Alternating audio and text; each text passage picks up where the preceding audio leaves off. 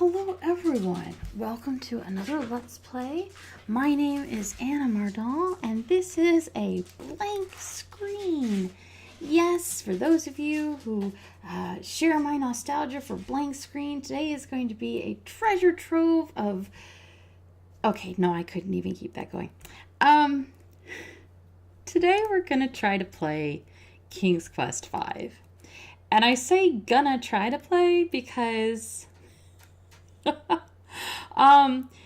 this is probably my third attempt and hour 10 of trying to get this old game to work on my system in a format that I'm able to record and that will record my voice as well.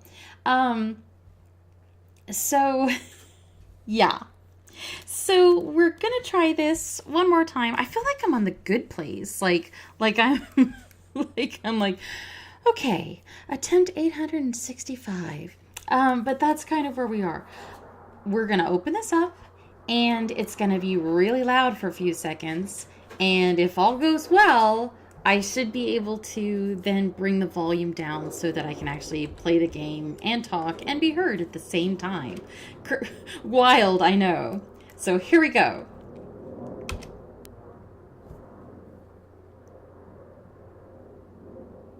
Here we go. That's promising.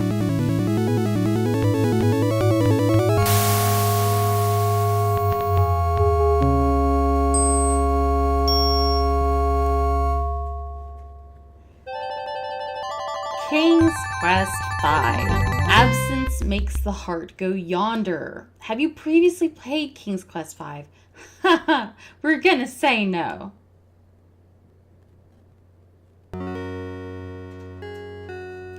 So this is the castle of Daventry. It's a beautiful castle. It's got a, a moat and a garden area. There's a guy. He's making a storm around my castle.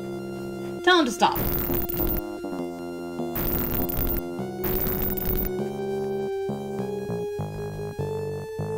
Go away.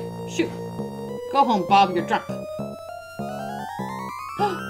He took our castle. Took everything. There's just a hole in the ground where it was. Not very deep hole. I guess there's no basement. Here is King Graham. Going for a nice walk. Picking flowers. Enjoying his day. Sure is nice being king. He's older than he was in previous games. This is the 5th game in the series. His hair's kind of gray.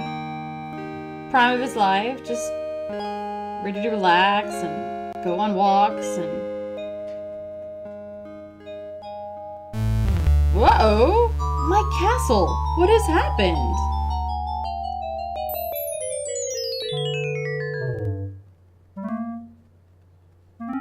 I can tell you what happened. What? I know what happened to your castle. I saw it all. Yes, I did. You did? Well then, what happened?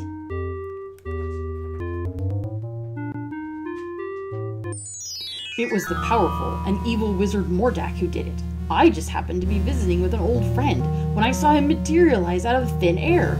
Thank goodness he didn't notice me. Don't stop now. Go on. He conjured up a terrible whirlwind that swirled faster and faster around the castle.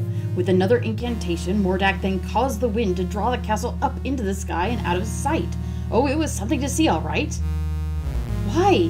Why would this wizard Mordak want my castle? What could he have against me and my family?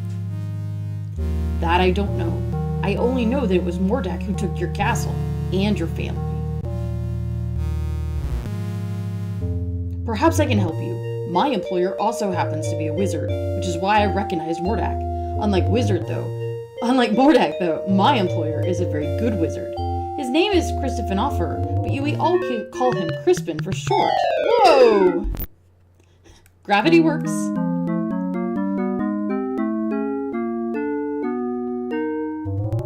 Ahem. Where was I? Oh yes. The only problem is that Crispin is getting on in years and tends to be a bit forgetful. I don't know. This doesn't sound as if it would work. Oh, sure it would. Crispin is a very qualified wizard, one of the best. He just gets a little forgetful now and again, that's all. Now where is it? I know I brought it with me. Ah, here it is. What is that? Well, it is my opinion that you don't stand a chance against the likes of Mordak. Excuse me for saying, Your Majesty, but you don't have a choice. You must come with me. I'm sure Crispin can help you. That doesn't say what it is. I could be allergic to it, you don't know.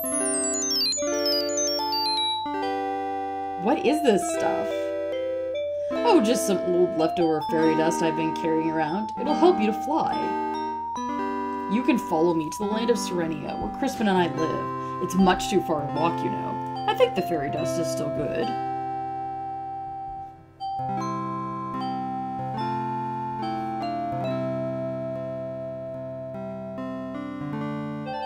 Come on, up here.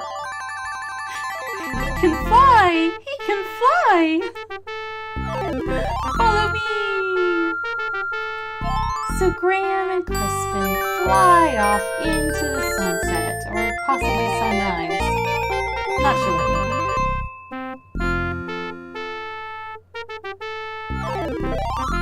There it is, down there. Come on.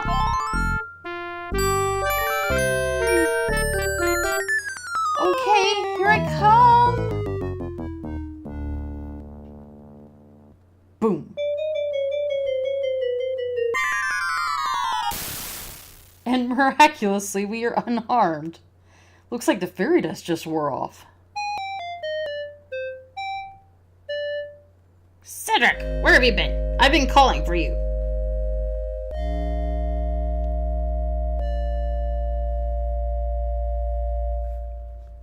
Well, what have we here?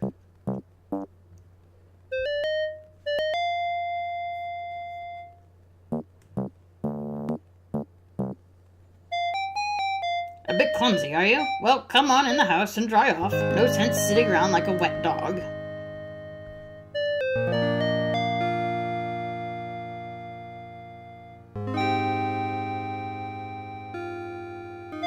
Cedric, go on in the house and pour each of us a nice hot cup of tea. Aye, aye, Crispin.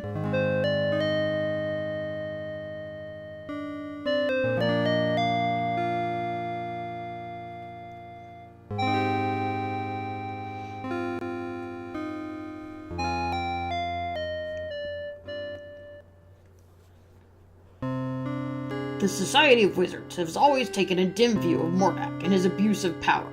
Why, he's even been put on suspension a few times. It never seems to do him any good, though.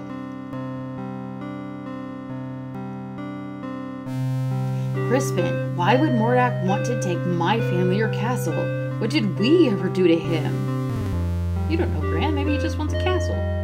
I'm afraid I don't know the answer to that. Mordak is a very unpredictable wizard. I've never understood that evil mind of his. Thought perhaps you could help His Majesty, Crispin. That's why I brought him here. Well, let me see now. I used to be a very powerful wizard at one time, you know, but I've gotten a little rusty lately.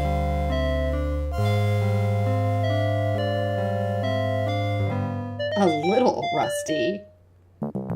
That's quite enough from you, Cedric. Yes, sir, Crispin, sir. I don't know what I have that would be of much use to you. Most of my wizard stuff is pretty old and worn out, but let's see what I can find.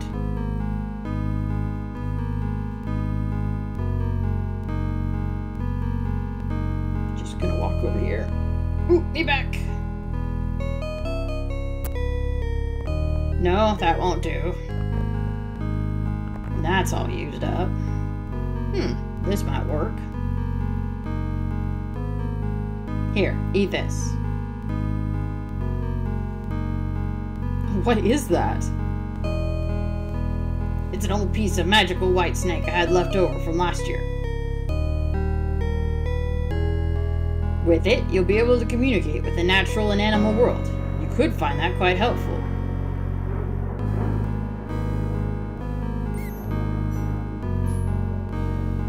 Here's my old wand. I don't even know if it works anymore. Most of its power may be gone. You should know that wands are like pets. They've got to get to know you before they'll work for you. Just treat it with care and respect, and hopefully it'll do something for you.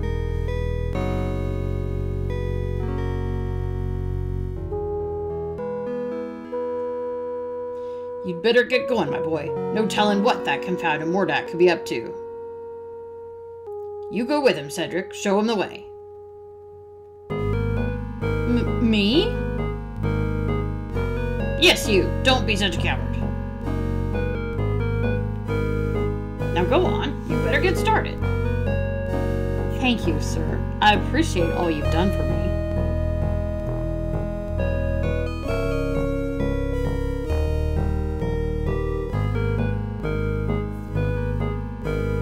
And off we go. Okay. I suggest we visit the town first. How about it, Your Majesty? Please don't call me Your Majesty, Cedric. It's much too formal. I'd like it if you'd just call me Graham. I'd be delighted to, Graham. Anyway, what was I talking about? Oh, yes, the town. You might be able to find some supplies there. It's just over a little hill to the south, not too far. Well then, let's get going, Cedric. Alright, so let's turn the volume down so we don't hear the little chirpy birdies while I talk to you. So, in terms of chronology here, I played King's Quest VII for y'all, which I hope you enjoyed and liked very much. And I really wanted to play King's Quest VI. And, I even thought about, I could just go backwards. King's Quest VII, King's Quest VI, King's Quest V. The problem is that King's Quest VI is a very direct sequel to King's Quest V. And I really feel like it's harder to appreciate what's going on if you haven't seen King's Quest V. Like in King's Quest VII with Rosella and Valanice, you didn't really need their backstory in order to appreciate. I mean, the basic plot, mother and daughter are separated, and in trying to reunite, they stop a catastrophe. And you sort of needed Rosella's backstory for the ending with Edgar to make any sense. But except for that, even without that, it was just, it's a guy she knew before. I guess it's her ex-boyfriend or something. Oh, they're back together. That's sweet. Like it wasn't critical. But King's Quest VI is, like I said, it's a very direct sequel of King's Quest V, and I didn't really feel like I could do it justice as a Let's Play without constantly having to go, okay, so if you play King's Quest V, then, so I thought, well, instead of going backwards one, I kind of would need to go backwards two, and then come back to 6. So we're doing King's Quest V. We're trying to do King's Quest V. So why am I having so much trouble with this? Well, King's Quest V was released in 1990. I actually owned it brand new. It was the first King's Quest game I ever played. I have a shiny King's Quest V official hint book that cost $9.95, and that was in 1991 money, so it wasn't cheap. I don't know how I convinced my parents to let me buy it, but maybe it was a birthday gift or something. So King's Quest V came out, and it came out on a lot of systems. There's an NES version, there's an Amiga version.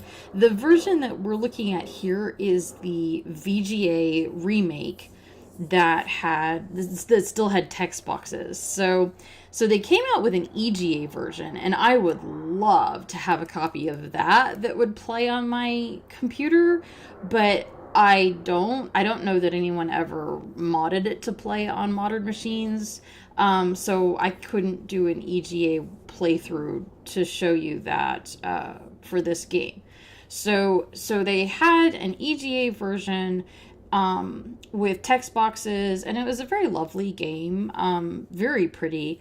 There's, websites that show the difference between the EGA and the VGA, and the VGA was obviously an upgrade, but the EGA was still gorgeous for the time.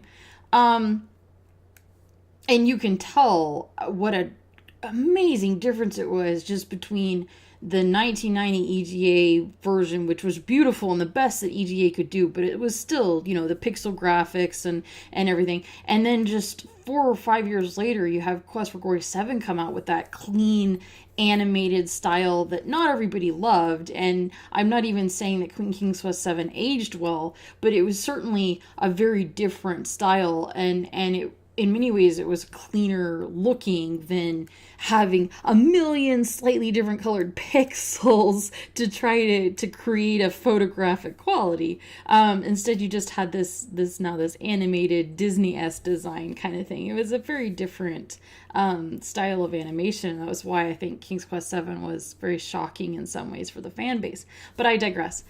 So King's Quest V came out. EGA. Beautiful. Text boxes. Nice. Wonderful. They made a VGA remake with text boxes, which is what we're playing right now. That's why you got to hear my lovely voice narrating everything. Then they did something that I do not like. They re-released the VGA version, and they took all the text boxes away, all of them, and replaced it with voice acting. Thereby meaning that if you are deaf or hard of hearing like me, you can't play the King's Quest V text voice acted remake because there's no subtitles for anything. The game is literally unplayable for me. And not only did they replace all the text boxes with voice acting, they replaced it with the most bored voice actors in the entire world. The line readings are so bad. Even if I could hear them well, I would probably die just from secondhand embarrassment because the line readings are just... they're not good, in my opinion. This is a subjective opinion. Other people will have different opinions, and that's okay. So, GOG, who 90% of the time I am, rah rah yay GOG, saving games from being lost in the midst of times, GOG licensed only the voice acted version, not the text versions. And all the abandonware sites that used to have hosted downloads for King's Quest V now point to GOG. And you're like, well, go to GOG, buy it. It's not abandonware anymore. Yeah, but they didn't pick the accessible one. They picked the version that deaf and hard of hearing people can't play. Now, I just so happened to, because I bought this game back in the day, and I bought re-releases, and I bought more re-releases, and I've given so much money to Sierra. I still had a VGA text version that I was able to coax into playing on DOSBox. So that is what we are playing right now. And Lightcam, which is what I have to use to record DOSBox, quite does not like to work and play well with DOSBox. So that's why, like I said, it's taken me about 10 hours and 3 full plays of this game to get it to play properly. So hopefully we can get through to the end this time. So all that to say, what the heck is going on? I'll talk about this more in a later video because I don't want to stay on the screen for an hour. That would not be fair to you. But so just in short, King Graham is who we're playing as. And he is an established king. He's probably in his, I would say, late 30s, early 40s at this stage. His hair is gray. So maybe even older than early 40s. It's hard to say. He has a wife. He has 2 grown children who are, 17 to 18 to 20 years old. I'm not sure their exact ages. They've all been on various adventures, and he was probably expecting to have a calm, happy day when all of a sudden he came back from a walk and found that his entire castle and his family had been magicked away. The only witness is a wizard's familiar, an owl, who I have deliberately given a deep voice rather than the cheesy, tiny, "Hi, I'm an owl" voice that this seems like everyone wants to do for animal sidekicks. The only witness was a wizard's familiar, this owl, Cedric, who immediately took us to another land where nobody knows us. We're not king of Serenia. So we can't call on the people we meet here to bow to us or respect us in any way, or even really give us supplies. We're on our own. And we met with his wizard employer and got really the bare minimum of help, and now we're on our own. So our job is to basically go find our family and try to save them. So let's start looking around. We've got the usual walk, run, look, handle, talk icons. We have an inventory that literally just has an old used up magic wand that Crispin gave us. We have a save icon, which is the floppy disks that this game came on originally. Stop, and then the options menu that we were just on. And here is the text, which is lovely text. It really upsets me that they yanked it all out. I love the fonts here. Nestled among the trees of the forest, it's the wizard Crispin's worn but cozy cottage. Cedric waits impatiently for Graham. A small cellar door is located under the house. An unusual ornament decorates Crispin's front yard. Crispin being a wizard, it must have some magical significance which Graham could never understand. A small well is located near the cottage. Let's go see if Crispin has anything else to say. And we get this nice little picture-in-picture version of the building, which I like. Don't be wasting your time coming in here, young man. I've done all I can for you. Now it's up to you. Anyway, I'm not going to be here for a little while. There's an emergency I have to attend to in a neighboring land. I'll try to keep an eye out for you, but this is something you and Cedric are going to have to do yourselves. I wish you the best, King Graham. I appreciate all you've done, Crispin. I'll be on my way now.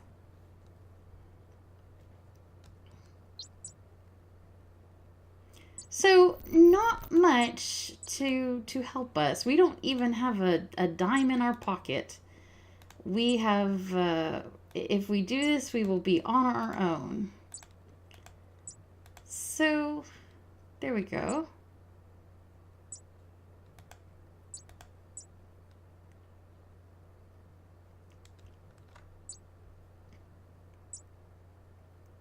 This is south. Watch out, a poisonous snake.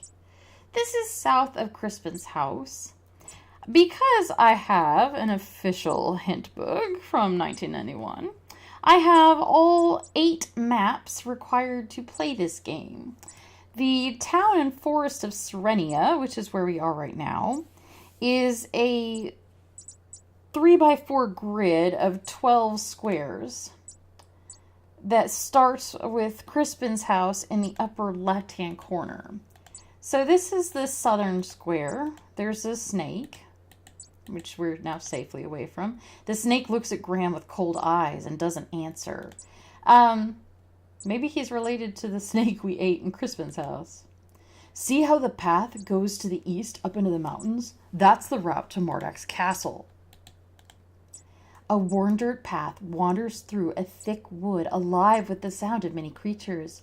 Between the trees to the east, Graham can see the outline of a great mountain range.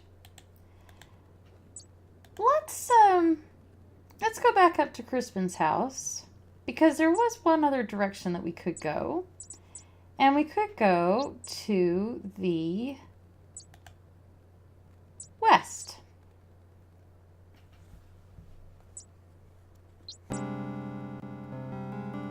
So this is alarming. Literally right next door to Crispin's house, there's a spooky wood with a warning sign. You'd think he could have done something about, I don't know, all of this. The sign seems self-explanatory enough. Enter at your own risk. Cedric perches nervously on a tree limb at the edge of the gloomy forest. Beyond the warning sign, the gnarled trees seem to close in, entangling and confusing all who dare enter here. Back to the east is Crispin's house. An old hollow log lies in a small clearing before the gloomy forest.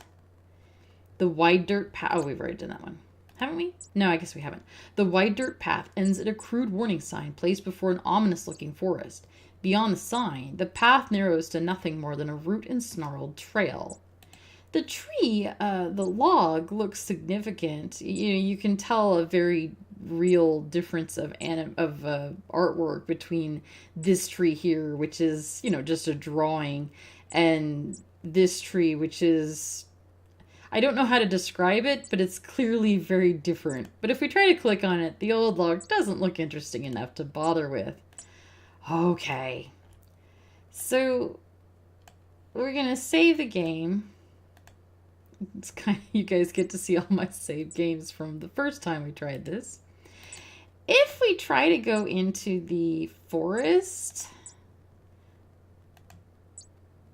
Come on, Cedric, there might be something important in there. Oh, man. I was wrong. Wait, that's not what we want to do. Restore game. I thought wrong. I thought that the game warned you if you're not ready to go into the forest, but it's not. It will not.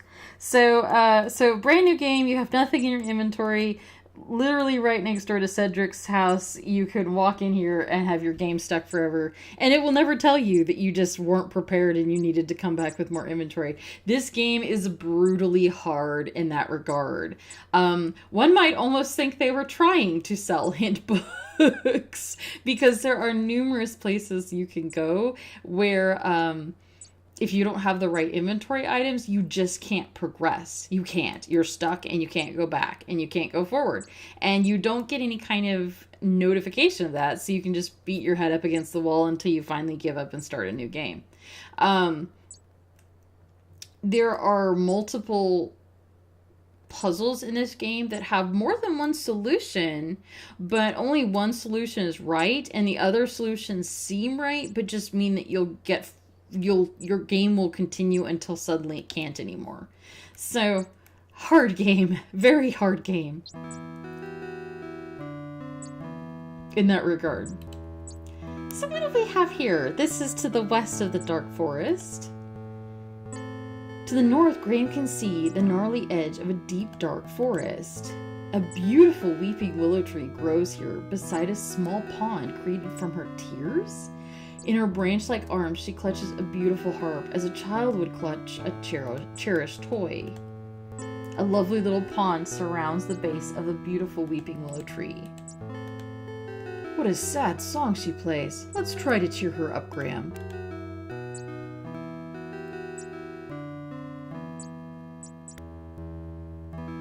Oh, Miss Willow? Yes. You can talk? Of course I can. What did you expect? Well, I've never seen a talking tree before. What's wrong?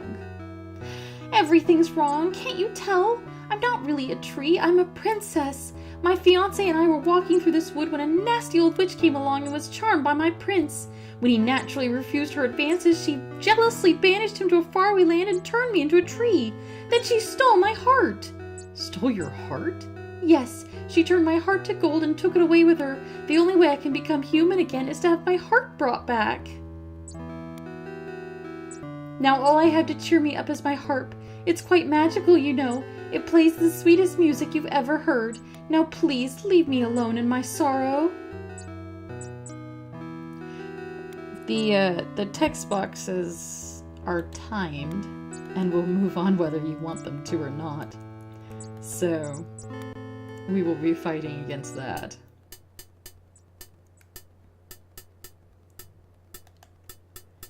Keep your eye on them, Graham. I don't trust them.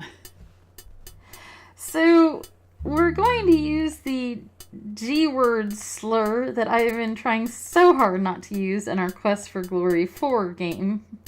And this is basically the exact same version of the Quest for Glory 4 encampment, but in many ways somehow worse. They're not animalistic, shape-shifting werewolves, true, but they all speak with heavily accented English that they tried to phonetically spell out in game, which is just such a terrible idea. Don't do that. So we'll do a look-see around the area. A wagon is encamped here at the edge of the woods. On the side of the wagon, the words fortune teller have been painted. A large ox tied to the wagon peacefully munches on grass. A steaming pot of stew bubbles over a small campfire near the wagon. Within the encampment, Graham notices a man who keeps a suspicious eye on him and Cedric. And if we try to go in, he says it will cost 1 gold coin to see Madame Mushka. So let's go south.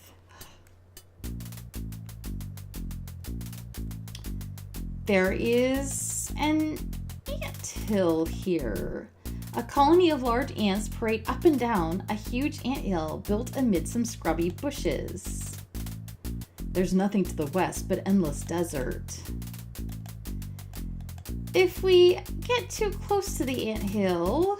Is that a new dance, Graham? The Bugaloo? Thank you, Cedric. There's not much to do here, so let's go south again. Oh, stay away from those bees. A swarm of bees buzz around a hole in a rotted old tree.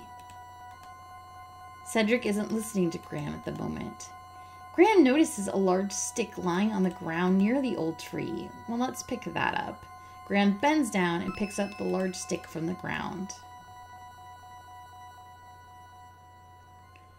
If we were to go back up to the anthill, the music has changed. It's gotten kind of frantic. A bully of a dog terrorizes the poor ants as he digs up their anthill.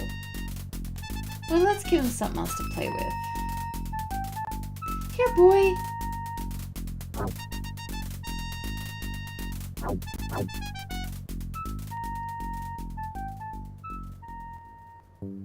Allow me to introduce myself. I'm King Antony the Great. May I ask who you are? Why, certainly. I'm King Graham of Daventry, and this is my friend Cedric. We're seeking a way to cross the great mountains to the ocean on the other side.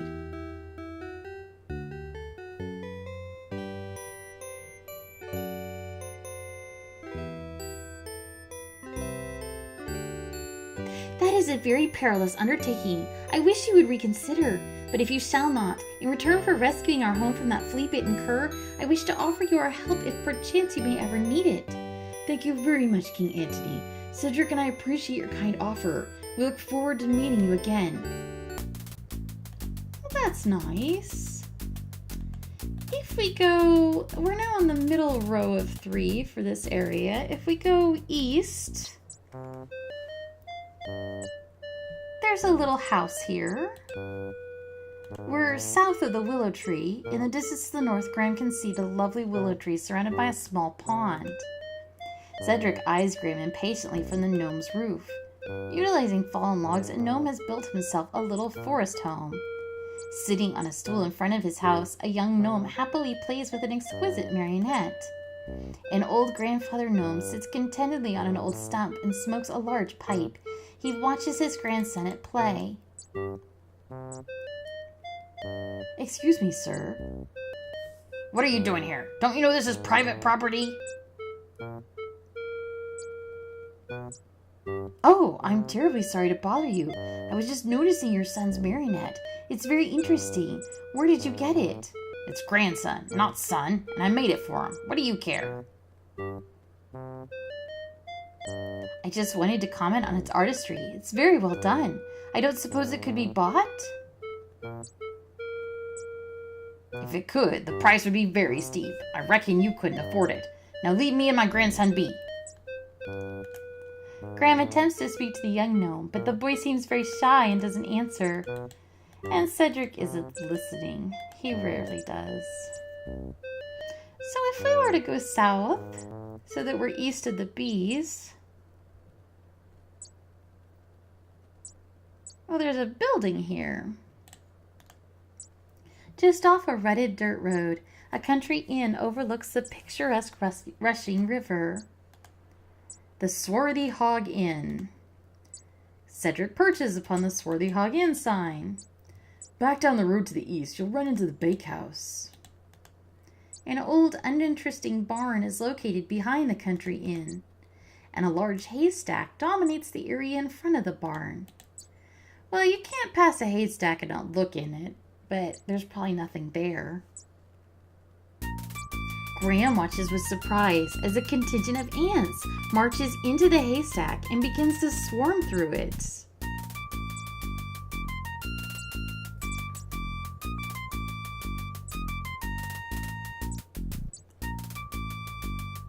I'm glad to see there was a way that we could be of help to you.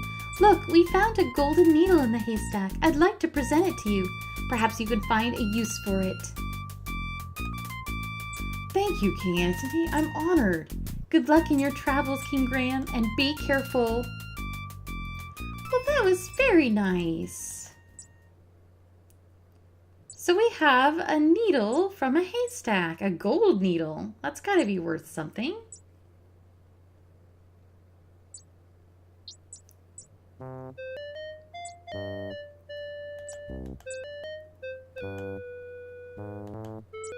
Don't mind me.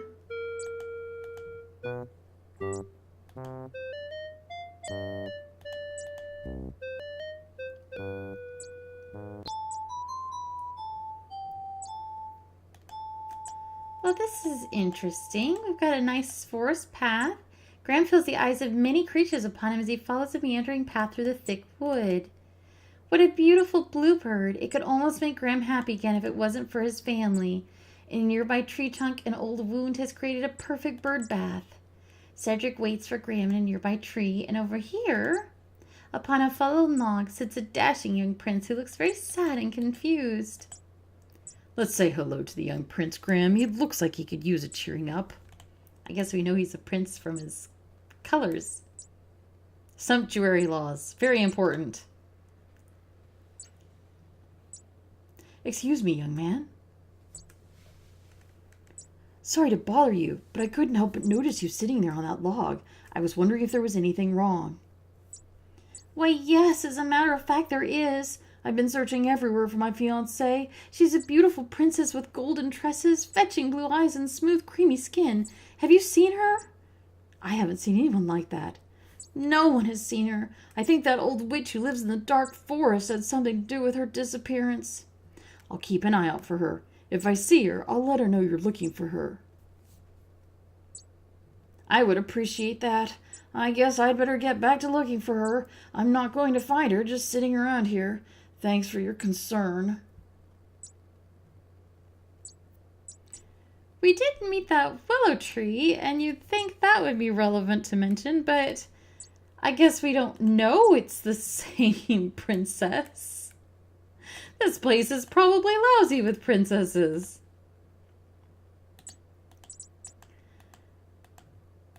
So if we go east one more screen, we will reach the poisonous snake screen that we saw just south of Crispin's house. So if we go south from here, there is a little town.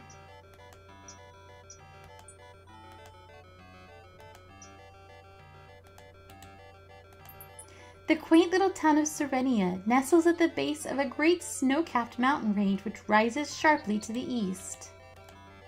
If you follow this road along the river, you'll come to the town bakehouse. You might find something delicious, useful there. So, let's try going into town and seeing if anyone there can help us. Look, there's a little smoke rising. That's cool. If you go into town, I'll wait for you here. I had a nasty run-in with a dog once, and I'll feel safer out here.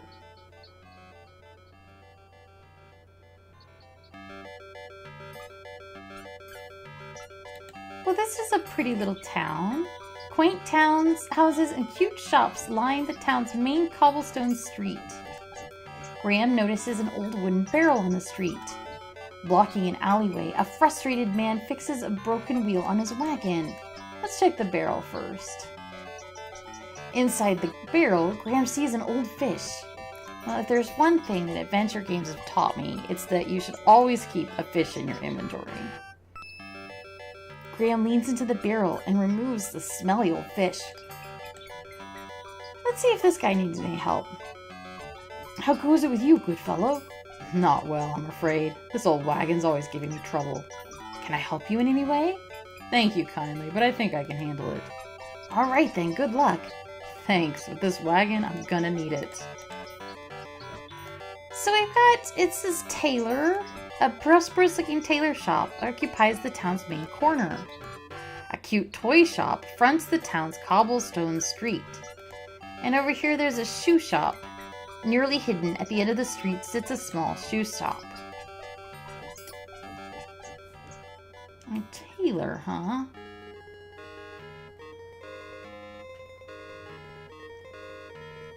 May I help you, sir? The busy tailor shop bustles with activity as Graham looks around with interest at all the tailor's wares. The tailor, an aristocratic-looking man, attends solicitously to Graham as he looks at the wares in the tailor shop. An employee of the tailor, a friendly, good-looking young man, caters hopelessly to a disagreeable customer in the back dressing room. At the back of the shop, Graham notices a dressing room in which a finicky customer tries on and rudely rejects many items of fine clothing. Well, let's talk to the proprietor. I'm interested in buying something. Let me show you some things. A fine piece of cloth. With this material, I could make you beautiful shirts. There isn't a more beautiful piece of fabric to be found anywhere. With this, I could make you the finest trousers you've ever had. What do you think? Right now, I'm just looking. Thanks anyway. But there is, in the corner of the shop, draped casually over a tailor's form, Graham sees a thick, fur-lined cloak. Let me help you with that. Oh, that cloak fits you perfectly. It looks just wonderful on you. Let me tell you, it will certainly keep you toasty warm during the coming winter. Let me know if you wish to buy it. We left home without a cloak, and those mountains looked awfully cold. We don't have any money, but we have a gold needle. Maybe it'd be worth something to a tailor. My golden needle! Where did you find it? It was found in a haystack by the inn. By the inn? I remember visiting there not long ago. Vulgar man, that innkeeper. He has no scruples at all.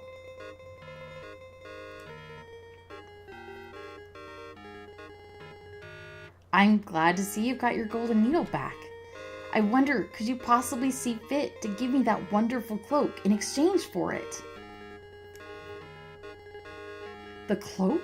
Well, why not? It's yours for the price of a golden needle. Thank you, kind sir. I'm sure it will help me in my travels. I'm sure it will. Good luck. Au revoir. So we got ourselves a cloak.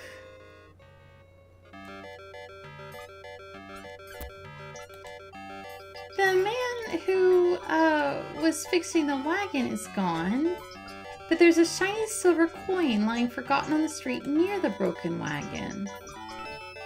Bending down, Graham quickly retrieves the silver coin from the street. I hate to take it when the wagon man may need it, but we are kind of in an urgent situation here, so finders keepers.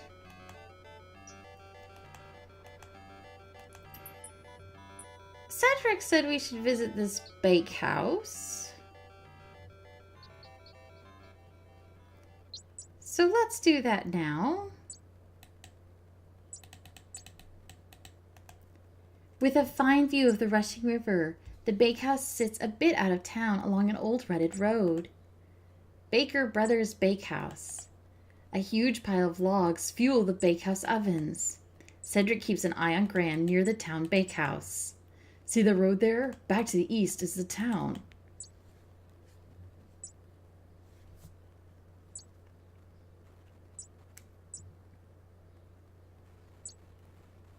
I feel like I don't have the speed quite where I want it, but there's not much gradation on that slider. I'll wait for you out here, Graham.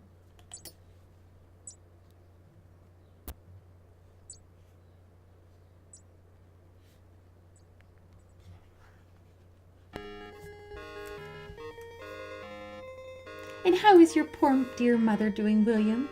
She hasn't been doing too well lately, but my brother and I keep an eye on her. Thanks for asking, Amanda. Austin, don't touch that pie. The pies look delicious. I think I'll take one. Yes, they were just made fresh this morning. Here you go. Yes, this will be a fine dessert for our dinner tonight. Let's go home, Austin. Hello, Austin.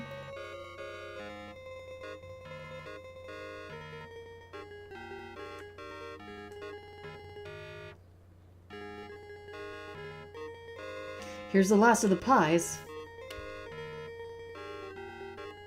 Welcome to our bakehouse, traveler. Of course, all our wares are wonderful, but today we've got a special on custard pies. Just 1 silver coin each, but take your time and let me know when you're ready. So, let's look around here. The Baker brothers have a pet, a large mangy cat. The baker, a sturdy fellow, waits for customers behind a pie-covered counter. In the kitchen of the bakehouse, Graham can see another big burly man doing the day's baking. Delicious mouth-watering custard pies lining the countertop attract Graham's eyes and nose. Everything looks so delicious, it's hard to decide what to buy. Everyone has that problem, but what a problem to have! Those custard pies look awfully good. Yes, made from a recipe handed down from our dear mama and her mama before her. It's still hard to decide, though. Well, take your time, there's no hurry. We do indeed have a silver coin. So why not? Let's go ahead and get ourselves a pie. I would like to buy a pie. The pies cost 1 silver coin each. I've got it right here. Here you go. I hope you enjoy your custard pie. I'm sure I will.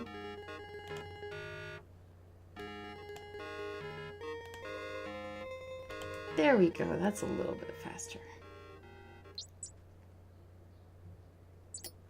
I got a pie. But we mustn't eat it right now.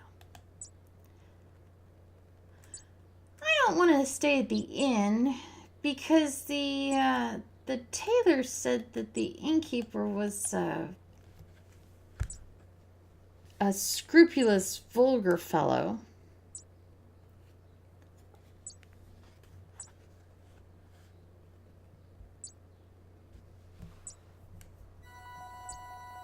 So let's just keep moving. This is new. Watch out for the bear, Graham.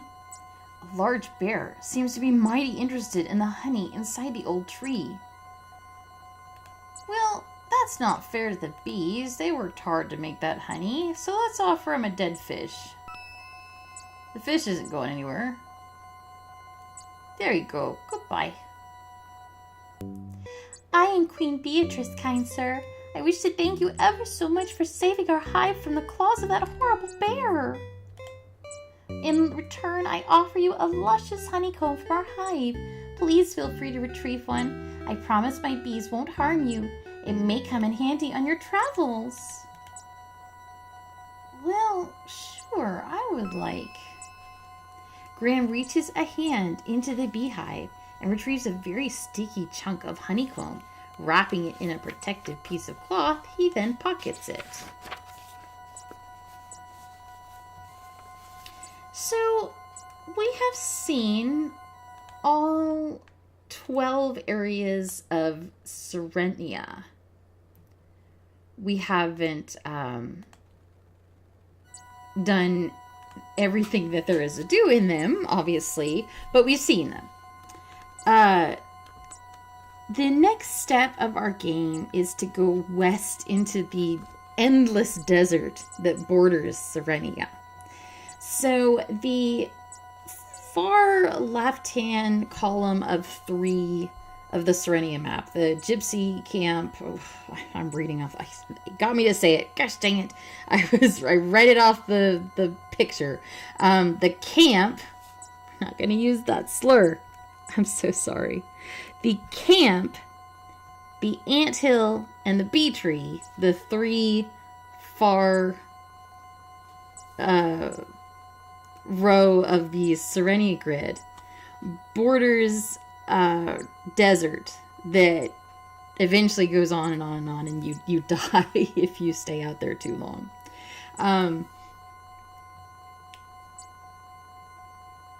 The desert, just for a sense of scale, the parts that aren't endless are, let me see, 1, 2, 3, 4, 5, 6, 7, 8, 9, 10. 1, 2, 3, 4, 5, 6, 7. 7 by 10. So 70 squares instead of 12 squares for Serenia. In that 70 square area, there are